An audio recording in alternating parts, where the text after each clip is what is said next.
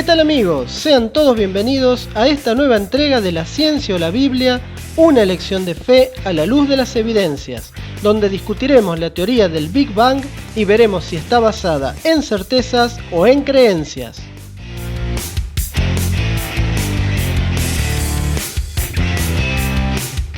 Ya hemos estado hablando acerca de si hay incompatibilidad entre ser científico y cristiano al mismo tiempo, y hemos hecho una presentación exhaustiva de las evidencias históricas que respaldan la Biblia como un libro confiable. Si te perdiste los 3 videos anteriores, te recomiendo que los veas. De aquí en más, vamos a transitar un terreno escabroso, pues disertaremos acerca de las teorías científicas actuales que plantean los orígenes del universo, de la vida y del hombre, pero lo haremos desde una perspectiva diferente. Habitualmente solemos ver que en National Geographic o Discovery Channel se promocionan estas teorías como si fueran verdades absolutas, pero aquí vamos a discutir también sus debilidades y falencias, para ver si realmente la versión bíblica es tan disparatada y fantasiosa como muchos piensan. Tratando de seguir un orden lógico, comenzaremos con el origen de todo, es decir, el origen del universo. ¿A quién no le fascina el universo? La sola contemplación del cielo nocturno es un espectáculo sobrecogedor, algo que ha atraído la curiosidad del hombre desde tiempos inmemoriales, buscando desentrañar los misterios que hay más allá de donde nuestros ojos nos permiten llegar. Tras milenios de búsqueda e investigación, el paradigma con aceptación actual es la llamada teoría del Big Bang.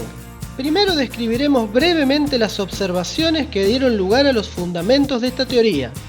Luego veremos algunos puntos conflictivos en los cuales el Big Bang, hasta el día de hoy, no cuadra. Hay 2 argumentos principales que sostienen la teoría del Big Bang: la expansión del universo y el fondo cósmico de microondas. Vamos a hablar primero de la expansión del universo. La ciencia nos enseña que el universo nació hace 14.000 millones de años, a partir de una tremenda explosión que han denominado Big Bang. A partir de allí, el universo se ha estado expandiendo, pero esta expansión es algo peculiar. Según Einstein, las galaxias del universo no se están expandiendo hacia el espacio vacío, sino que es el espacio mismo el que se está expandiendo. El nacimiento del universo es un punto de temperatura y densidades infinitas. Este punto inicial es el comienzo de todo el espacio y de todo el tiempo. Es un día sin ayer, el comienzo del tiempo físico como tal. Por supuesto, hay observaciones que respaldan esta teoría. La creación y puesta en órbita del telescopio Hubble en 1990 ha permitido inferir que el universo se está expandiendo. Lo que a grandes rasgos se hace es comparar el espectro de absorción o emisión de luz que llega de las galaxias y estrellas distantes con los elementos conocidos. Para los que no están familiarizados con la espectroscopía, vamos a aclarar esto brevemente. Lo que llamamos luz es solo una ínfima porción de la denominada radiación electromagnética, una forma de energía que se propaga en el espacio a gran velocidad y que tiene características de onda y de partícula al mismo tiempo. Por tener propiedades de onda, las distintas porciones de esta radiación se identifican con una dada longitud de onda. Por ejemplo, en el caso de la radiación visible, cae entre los 400 a 700 nanómetros. Otras radiaciones comúnmente conocidas dentro de este espectro son las que caen en el infrarrojo, con longitudes de onda mayores a los 700 nanómetros, o en el ultravioleta, con longitudes de onda menores a los 400 nanómetros, aproximadamente. Cuando un elemento absorbe o emite una radiación determinada, se registra lo que se denomina un espectro, que suele estar formado por líneas que corresponden a las longitudes de onda que dicho elemento absorbe o emite. Como este fenómeno está relacionado con su naturaleza íntima, los espectros son característicos y pueden asignarse de manera inequívoca a los distintos elementos de la tabla periódica. Así, por ejemplo, supongamos que cierta estrella emite un espectro que coincide con el del átomo de hidrógeno. Lo que se suele observar es un corrimiento al rojo de cada línea de dicho espectro, es decir, hacia una mayor longitud de onda, manteniendo el espaciamiento original. Más aún, se observa que todas las longitudes de onda que se pueden detectar, esto es, ultravioleta, visible, infrarrojo, etc., están afectadas por igual. Es lo que se denomina un corrimiento uniforme. Lo único que puede explicar dicho fenómeno es el denominado efecto Doppler, y se debe a un cambio en las longitudes de onda debido al movimiento. En este caso, un corrimiento al rojo del espectro de una estrella solo se observaría si la misma se está alejando de nosotros. Para ilustrar este efecto, pensemos que es el mismo fenómeno que se percibe, por ejemplo, con la sirena de una ambulancia. A medida que se aleja, el sonido se oye cada vez más tenue debido a que las ondas sonoras incrementan su longitud de onda a causa del movimiento del vehículo. En el caso de las estrellas, el incremento en la longitud de onda implica un corrimiento en las líneas del espectro hacia el rojo. Hay que resaltar aquí que no estamos observando el movimiento ni el alejamiento de las estrellas y galaxias, sino su corrimiento espectral. Pero no habiendo hasta ahora una mejor forma de explicarlo, se infiere, en base al efecto Doppler, que se debe a la expansión del universo. Con el tiempo, y realizando muchas mediciones, se descubrió que cuanto más lejos está una galaxia, más al rojo se desplaza su luz. Vemos esto sin importar dónde miremos en el cielo y sin importar con qué telescopio lo hagamos. Esos son los datos conocidos por los cosmólogos como la ley de Hubble. El corrimiento al rojo de una galaxia es proporcional a su distancia. Esta es la evidencia más importante y directa de la teoría del Big Bang. El fondo cósmico de microondas, o CMB por sus siglas en inglés, es una muy débil pero uniforme radiación electromagnética descubierta en los años 60, que proviene de todas las direcciones del espacio, pero no se asocia con estrellas o galaxias, y que cae en el rango de las microondas. Se interpreta como la luz más antigua del universo, emitida cuando éste se enfrió lo suficiente para formar los átomos de hidrógeno, esto es, cerca de 400.000 años después del Big Bang. Cuando el universo se expandió, las longitudes de onda de estos fotones se estiraron hasta alcanzar el rango de las microondas. Las medidas más modernas del espectro del CMB se hicieron con el instrumento FIRAS, montado en el satélite COBE en 1994. Se descubrió que el CMB tiene un espectro de cuerpo negro casi perfecto. Esto es interesante porque en la derivación teórica de la ecuación del espectro del cuerpo negro, Planck asumió un equilibrio térmico entre luz y materia. Solo bajo estas condiciones, la luz exhibe tal comportamiento. El CMB posee el mejor espectro de cuerpo negro que jamás hayamos visto. De hecho, casi todos los objetos que vemos es por la luz reflejada, no por la radiación de su cuerpo negro, pues no están en perfecto equilibrio con la luz circundante. Además, el CMB está en todas partes. Viene hacia nosotros desde todas las direcciones, a la misma temperatura, 2.725 grados Kelvin. Sin embargo, no hay evidencia de la correspondiente materia en equilibrio a esa temperatura en el universo actual. El Big Bang parece tener la respuesta a este problema. En los primeros tiempos, cuando el universo era muy caliente y denso, la materia y la radiación estaban en perfecto equilibrio. El desacoplamiento se produjo cuando la materia y la radiación se enfriaron hasta una temperatura de unos 3000 Kelvin. Desde entonces, el universo se ha estado expandiendo, pero la radiación mantuvo su espectro de cuerpo negro. La expansión del espacio simplemente estira los fotones, lo que reduce la temperatura y nos deja con el CMB de hoy de 2.725 Kelvin. La teoría del Big Bang no predice la temperatura del CMB hoy, porque hoy sigue cambiando. Lo que predice la teoría del Big Bang, para ser precisos, es que la radiación que se acopló con la materia en el universo primitivo se desacoplaría cuando la materia formara átomos neutros y existiría hoy como radiación de fondo uniforme de cuerpo negro a baja temperatura. Pasemos a analizar ahora las objeciones a la teoría del Big Bang.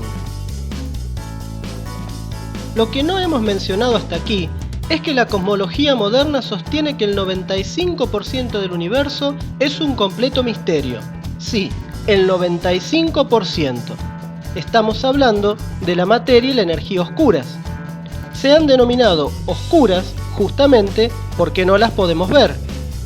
En ciencia, ver se entiende como detectar, y el punto es que estas entidades no las han podido detectar a pesar de la amplia gama de técnicas que los avances tecnológicos han permitido conseguir. Pero veamos un poco más a fondo de qué se trata este asunto tan oscuro. En forma simplificada, podemos decir que existen dos formas de inferir la cantidad de materia que hay en el universo. La primera es observando las consecuencias de la gravedad sobre la velocidad de estrellas y galaxias. Y la segunda, observando la luz de las estrellas y el gas interestelar. Con esto en mente, repasemos un poco de historia. Hacia finales del siglo XIX, se comenzó a observar que las estrellas no estaban uniformemente distribuidas en el universo, sino que había regiones oscuras entre ellas. En 1933, Zwicky fue el primero en determinar la masa de un clúster de galaxias, aplicando el llamado teorema virial. Del análisis de velocidades de las galaxias dentro de los clústeres, surgieron relaciones de luz-masa que sugieren un déficit de materia. Solo el 16% de la misma es materia ordinaria, es decir, observable. El resto es desconocida, o sea, oscura. Es decir, las velocidades tan elevadas calculadas solo podían justificarse con la presencia de una masa mucho mayor de la observada, capaz de mantener al clúster unido. Rudd en 1965 y White en 1977 propusieron que dicha masa extra debía buscarse en el espacio intergaláctico y no dentro de las propias galaxias. Esto comenzó la búsqueda de la llamada masa perdida. Las décadas de los 70s y 80s fueron muy prolíficas en la búsqueda de candidatos que dieran cuenta de esta materia oscura.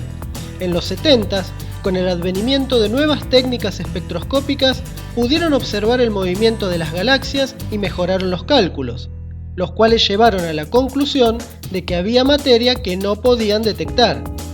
En un principio se planteó la posibilidad de que dicha masa perdida estuviera formada por objetos astrofísicos masivos y compactos, o machos por su sigla en inglés, como planetas, enanas marrones, rojas y blancas, estrellas de neutrones y agujeros negros. Sin embargo, en la actualidad, esta naturaleza de la materia oscura ha sido paulatinamente descartada. Luego, ya en los 80s, Milgrom propone una teoría que modificaba la segunda ley de Newton y en base a la cual no consideraba la existencia de materia oscura. Sin embargo, tras sucesivas modificaciones y reajustes e incluso algunos aciertos de esta teoría, se llegó a la conclusión de que no era compatible con diversas observaciones cosmológicas. Comienza a tomar impulso la hipótesis de que los halos de materia oscura rodeando las galaxias y los clústeres de galaxias podrían no estar formados por objetos astrofísicos como los machos, sino por un gas de partículas no bariónicas aún desconocidas. Esta hipótesis se convirtió en el paradigma oficial en estos días y llevó a la definición actual de materia oscura como cualquier especie de partículas que represente la mayor parte de la densidad de materia de nuestro universo. En un principio se creyó que los neutrinos serían firmes candidatos a constituir la materia oscura, debido a que son las únicas partículas conocidas dentro del modelo estándar que son estables, eléctricamente neutras y débilmente interactuantes. Sin embargo, hasta ahora no se ha podido demostrar esta posibilidad y prácticamente se ha descartado que la materia oscura pueda estar constituida por neutrinos. La imaginación de los físicos, sin embargo, no permanecería confinada al modelo estándar por mucho tiempo, sino que se volvería hacia la contemplación de muchos candidatos especulativos aún por descubrir para la materia oscura de nuestro universo. Lo curioso de esta frase es que los mismos defensores del Big Bang hablan de especulación. Es así como surge el modelo estándar supersimétrico mínimo, que predice la existencia de nuevas partículas llamadas neutralinos. Estos vienen siendo estudiados desde hace 35 años como potenciales candidatos para materia oscura. Otras partículas que se propusieron por esa época fueron los axiones. Finalmente, las partículas masivas débilmente interactuantes son el tipo de candidato que en la actualidad parecen reunir las características óptimas para ser materia oscura.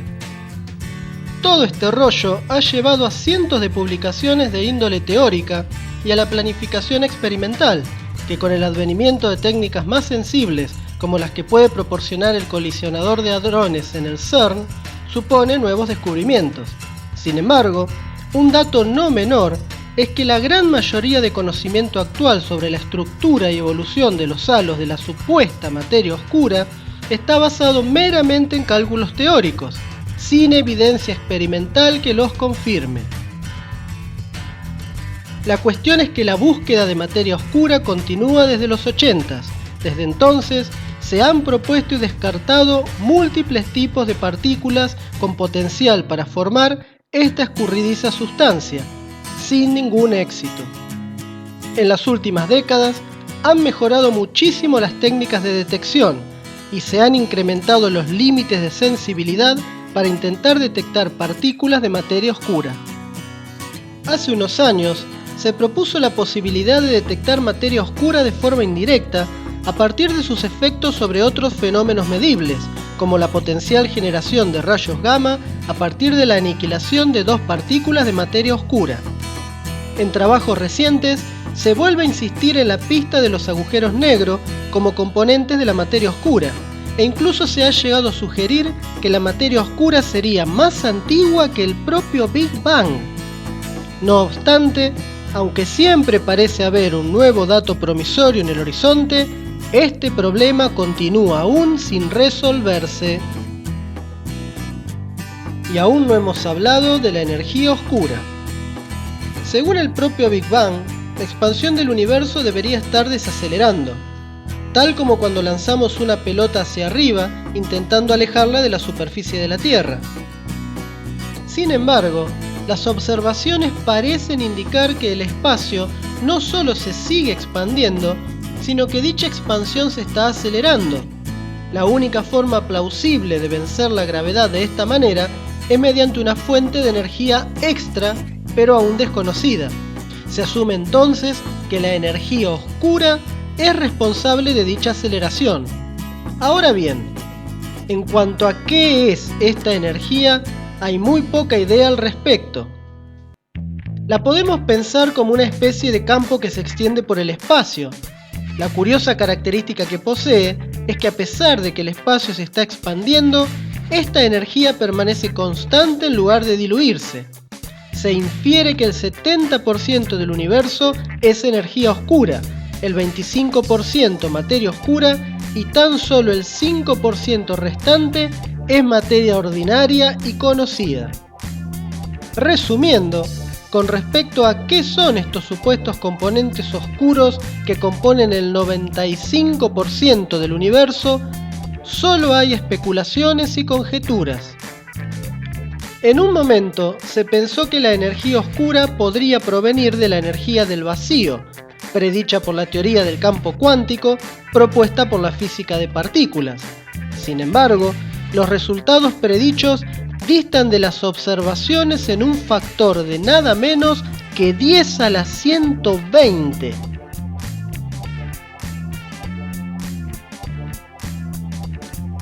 Y una vez más, la ciencia se vuelve algo laxa. Es un verdadero campo de juego para los teóricos, donde incluso las ideas más descabelladas no pueden descartarse de manera decisiva.